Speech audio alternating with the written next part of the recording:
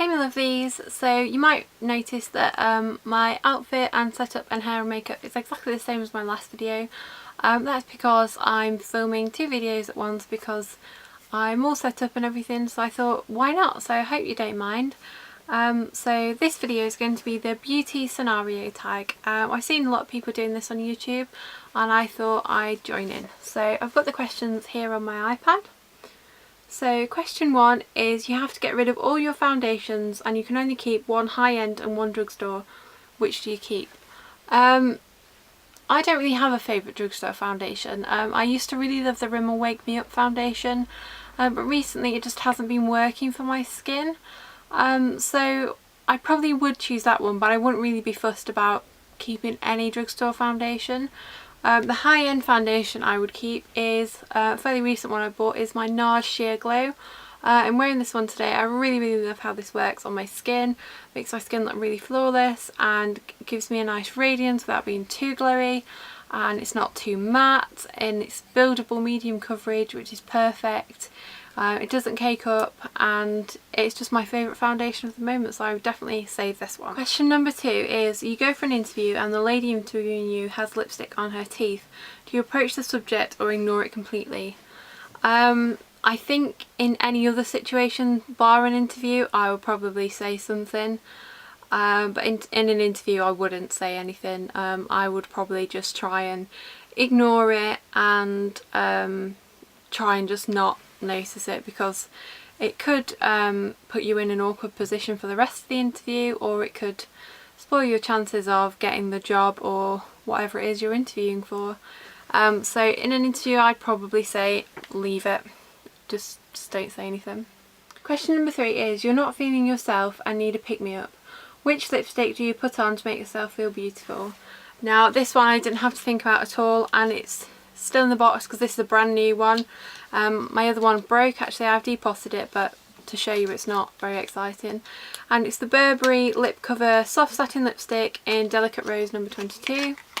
The packaging is really luxurious and it's a gorgeous peachy pink nude colour, and it just makes me feel really nice. It goes with any other makeup look I'm doing, any eyeshadow, no eyeshadow.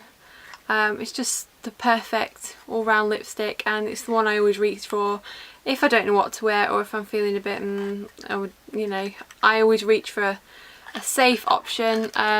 If I'm feeling need to pick me up, I will never choose a bright lipstick or whatever, because I need to feel confident already before I use those. So that's the one I would go for. Which is that one. Question number 4 is you go back in time for a day to your teenage years. How would you do your hair and makeup differently? Now when I was a teenager I went through a pretty long emo goth phase, and I wore a ton of black eyeliner. I used to wear it all over the top, about down to here around the bottom. I looked like a panda. It was ridiculous. So I would definitely not do that. Before that I went through a phase of wearing bright blue eyeshadow because I thought that was really nice and really grown up, and I used to just wear it all over the lid from about there to there, right up to the eyebrow, which was horrendous. That was my going out thing. Whenever I went anywhere other than school I used to wear that. And I also had a phase after the goth emo phase of being bright orange, so I definitely wouldn't do that again. That wasn't a good idea. I used to wear so much foundation, it wasn't even bronzer, it was just completely the wrong shade for me.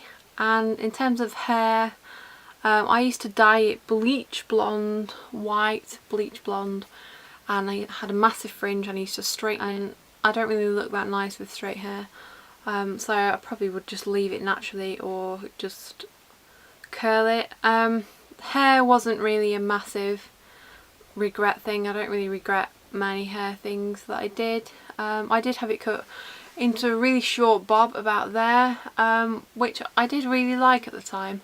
I kind of didn't want it cut like that. It was a long story. The hairdresser kind of ruined my hair when I wanted a loose perm, and it didn't work, and I ended up with it really short. And I hated it for the longest time, and then I actually quite grew to like it, so Hair, I don't have many regrets, but the makeup definitely I would change quite a lot. I would just wear something really natural looking instead of bright blue or loads of black, because that really wasn't a good look. Number 5 is you ask your hairdresser for a shoulder length pixie lot haircut, but they hear wrong and give you a pixie cut. Do you A, smile, say thank you, leave and call your mum hysterical, B, cry in the chair and things get awkward, or C, complain to the manager and demand a refund? First of all, a hairdresser would never get up there with the scissors on my hair before I said, I would say, what the hell are you doing? So as soon as they start coming up here, I'm kind of onto them, like, and my hairdresser knows what I like. I always go to the same one. He would never do that because he would know I would absolutely hate it. And I think if you are going to do that, to avoid anything like that, take a picture. I always take a picture to the hairdressers. I usually take a few different ones and say, oh, something like this, this kind of length. Last time I actually went to the hairdressers, my hair turned out quite a lot longer than I asked for, which I don't mind actually. It's better that way than the other way. But yeah, I wouldn't let them come anywhere near up here with the scissors. But if it did happen, God forbid, I would definitely have to complain to the manager, and I would just go hysterical there and then, because in terms of my hair, I'm quite overreactive for that. I wouldn't be able to stay calm enough to get out of the shop. I would have a massive complaint to the manager. I think that's what I would have to do. Not the nicest option, but I think that's, if in that situation, that is what I would do. And I would definitely demand a refund. I wouldn't want to pay for something that I absolutely hated. Number 6 is your friend surprises you with a 4-day city break and you have 1 hour to pack. Which do it all palette do you pack in your makeup bag?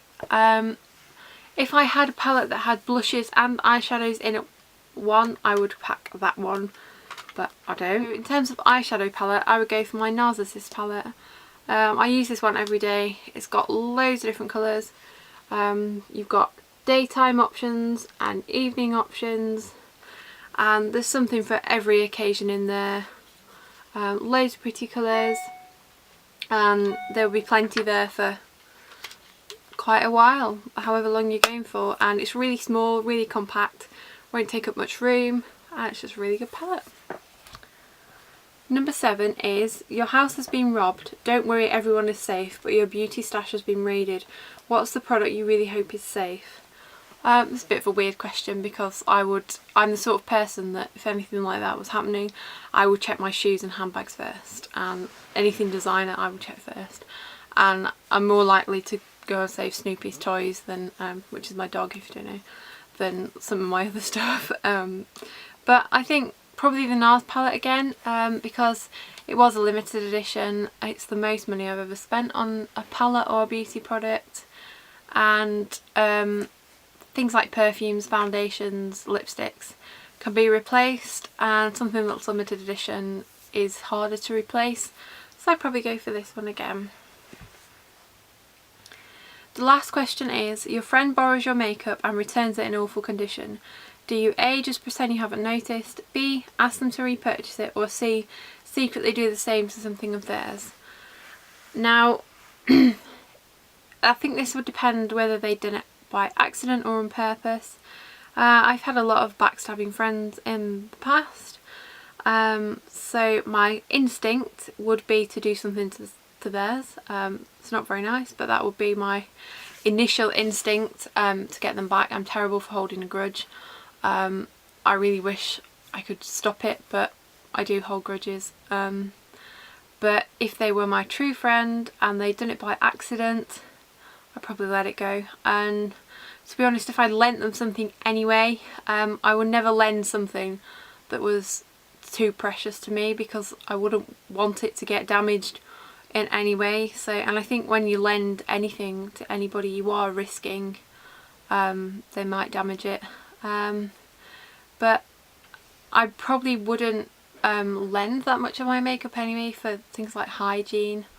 But yeah, it's probably going too deep, but my initial instinct would be secretly do the same thing to something of theirs, but I'd probably, if I'd lent it something, I would have already thought about what would happen if they spoil it. But I think most of my friends, if I had lent them something and they did break it, they would repurchase it already before they brought it back to me. So yeah, it's a bit of a weird question, that one. So I hope you enjoyed the beauty scenario tag. It's not very realistic, but it's just a bit of fun, and I thought I'd join in, and I hope you enjoyed watching it. So please subscribe to my channel if you haven't already. Give this video a thumbs up if you liked it, and I'll leave all my links down below to my blog and everything, to where else you can find me. You can follow me on Instagram, it's at Nelly&Noopy, and the same on Twitter, at Nelly&Noopy, and I'll leave my blog link down below. So I'll see you in my next video. Please leave me any video requests you have, and I'll talk to you soon. Bye guys!